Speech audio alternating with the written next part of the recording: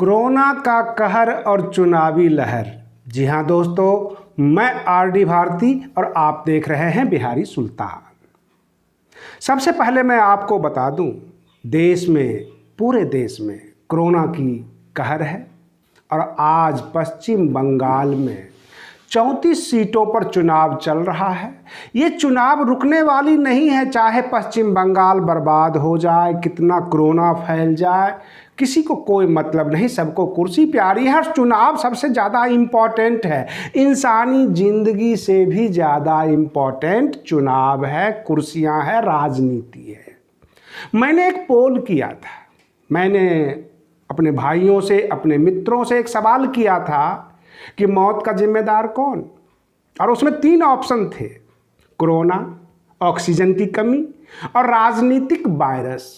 और आपको यकीन करना चाहिए, आप देख सकते हैं हमारे ट्विटर हैंडल को, ट्विटर अकाउंट को, उस पर 91% लोगों ने कहा कि राजनीतिक वायरस से देश परेशान है। जी हाँ दोस्तों, पिछले साल भी कोरोना काल था और इस साल भी, लेकिन किसी भी मैच का, किसी भी लड़ाई का मैन ऑफ द मैच किसे कहा जाए? पिछले साल एक ही खबर होती थी, प्रवासी मजदूर, प्रवासी मजदूरों के ऊपर खबरें होती थी, चारों तरफ हाहाकार मचा हुआ था और पूरे के पूरे कवरिंग में प्रवासी मजदूर ने अपना स्थान सुरक्षित कर लिया था।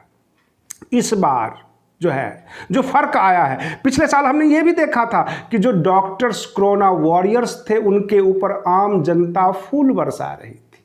परंतु अभी जब मैं कवर कर रहा हूं इस साल में, तो जो टैंकर के ड्राइवर हैं, टैंकर का मतलब ऑक्सीजन टैंकर, उस ड्राइवर को लोग सैल्यूट करते हैं, फूल बरसाते हैं, इंतजार करते हैं। और तो और जो यूएई यानी अरब एमिरेट्स ने ऐलान कर दिया कि जितना ऑक्सीजन चाहिए इंडिया को मैं दूंगा, और बुर्ज खलीफा के ऊपर तिरंगा फहरा दिया कि हमें इंडिया को बचाना है, हम इंडिया के साथ हैं। कहने का तात्पर्य यह है कि दुनिया के तमाम देशों ने पिछले 1 सालों में अपने देश के अंदर जितने भी गांव हैं, शहर हैं, पंचायत होंगे, गली मोहल्ले, सबको सैनिटाइज किया, हर जगह साफ सुथरा किया। भारत में क्यों नहीं? भारत में कोरोना काल के बाद बिहार का चुनाव हुआ, उसके बाद अब पश्चिम बंगाल का चुनाव देख रहे हैं। क्या भारत में कोरोना अथवा स्वास्थ्य आम जनता से ज़्यादा इम्पोर्टेंट चुनाव हो गया है? और आज जो नजरें आया हमें पश्चिम बंगाल के चुनाव में, ना टीएमसी वहाँ पर लीड कर रही है, ना बीजेपी लीड कर रही है, वहाँ पर कांग्रेस और वाम दल लीड कर रहे हैं 34 सीटों पर। और कुछ ऐसा दिख रहा है कि 2 मई को आपको रिजल्ट आ जाएगा, हंग असेंबली होगी पश्चिम बंगाल में। अभी भी लोग दावे कर रहे हैं कि 2 डिजिट से ज़्यादा बीजेपी नहीं जा पाएगी। रही बात ये, देश के हर हिस्से से कोरोना की खबरें आ रही है। कोरोना में इस साल केवल और केवल एक ही चर्चा है, ऑक्सीजन की। और सर्वोच्च न्यायालय ने तमाम हाई कोर्ट्स को जो अलर्ट पर किया, तो हाई कोर्ट अब हर बात में मॉनिटरिंग कर रही है और ये कह रही है राज्य सरकारों से, आप जितना काम करेंगे शाम तक हमें हाई कोर्ट को रिपोर्ट कर देंगे। यानी हाई कोर्ट के द्वारा मॉनिटर्ड किया जा रहा है, मॉनिटरिंग हो रही है।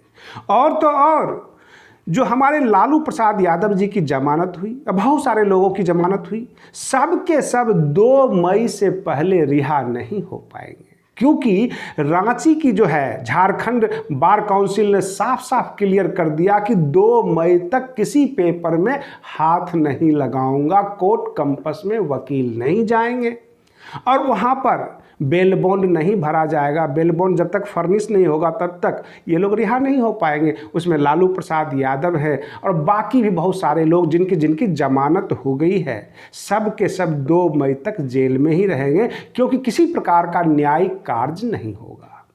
रही बात ये, पूरे देश में हर प्रकार की चर्चाएं हैं। अब जैसे कि दिल्ली के मुख्यमंत्री अरविंद केजरीवाल, प्रधानमंत्री जी की मीटिंग जो हो रही थी, उसको लिंक भेजकर उस वीडियो को वायरल कर दिया। बीजेपी को बड़ा ऐतराज हुआ और सवाल भी हुए। पत्रकारों ने भी कहा कि ये डेकोरम मेंटेन होना चाहिए कि मुख्यमंत्री और प्रधानमंत्री के बीच में जो भी कन्वर्सेशन है, जो भी बातचीत है, वो आम जनता के बीच नहीं जानी चाहिए। आपने ये डेकोरम मेंटेन नहीं किया, क्या आपने गलत नहीं किया?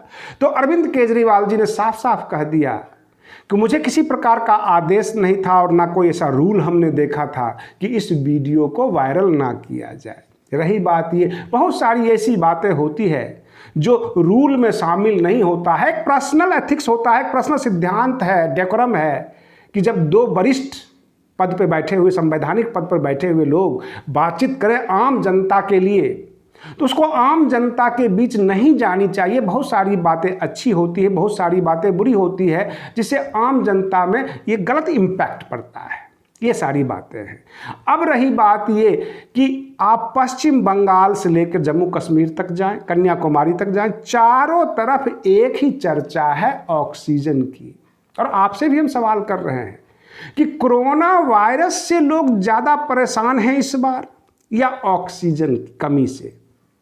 क्योंकि हेल्थ सिस्टम को पिछले 1 साल में दुरुस्त नहीं किया गया। अभी भी सरकारें यही कह रही है कि हम डॉक्टर की बहाली करेंगे, नर्सेज की बहाली करेंगे। कहने का तात्पर्य यह है कि इस लहर के बाद ये सोचेंगे कि अब कोई लहर आएगी नहीं, या अथवा तीसरी लहर का इंतजार कर रहे हैं।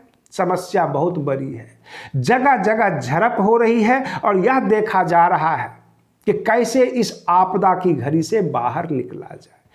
दुनिया के जितने भी देश हैं, सबकी निगाहें भारत की तरफ है। अमेरिका ने भी कह दिया कि जो भी रॉ मटेरियल हमने रोक लगाई थी, हमने रोक हटा लिया है, ले जाइए, किसी तरह भारत को बचाना है। क्योंकि समस्याएं बड़ी हो गई है। गांव से खबरें आ रही है, राज्य के अंदर जितने भी गांव होते थे पहले इससे वंचित थे, शहर को लपेट लिया था पिछले साल, और शहर को लॉकडाउन करना, वहां तक आने जाने के यातायात के साधन भी सही हुआ करते थे। परंतु जहां यातायात के साधन नहीं है, गांव में दूर दराज तक ये महामारी अब फैल गई है। अब आप कल्पना कीजिए कैसे लोग बचेंगे, किस तरह से अपने आप को सुरक्षित कर पाएंगे। और गांव में बंद दरवाजे में लोग बंद नहीं रहते हैं, खेतों में सोते हैं, ओपन में जो है चारपाई बिछाकर सोते हैं। उनको कैसे प्रोटेक्ट किया जाए, उनको कैसे सुरक्षित किया जाए, एक गंभीर समस्या उभर कर आ सकती है। आने वाले समय के बारे में जब हम सोचते हैं तो कल्पना काफ़ी खौफनाक लगती है। कहने का तात्पर्य है, गांव कभी बंद नहीं होता। शहर बंद हो सकते हैं, घरों के दरवाजे बंद हो सकते हैं, लेकिन चौपाल में दरवाजे नहीं होते। पेड़ के छांव में सोने वाले लोग बंद कमरे की तरह चारों तरफ से बंद करके नहीं सोते। अगर ये हालात बन जाती है तब क्या होगा? मेन समस्या यहाँ से नज़र आ रही है और ये दुनिया के तमाम देश, उसके राष्ट्राध्यक्ष समझ रहे हैं।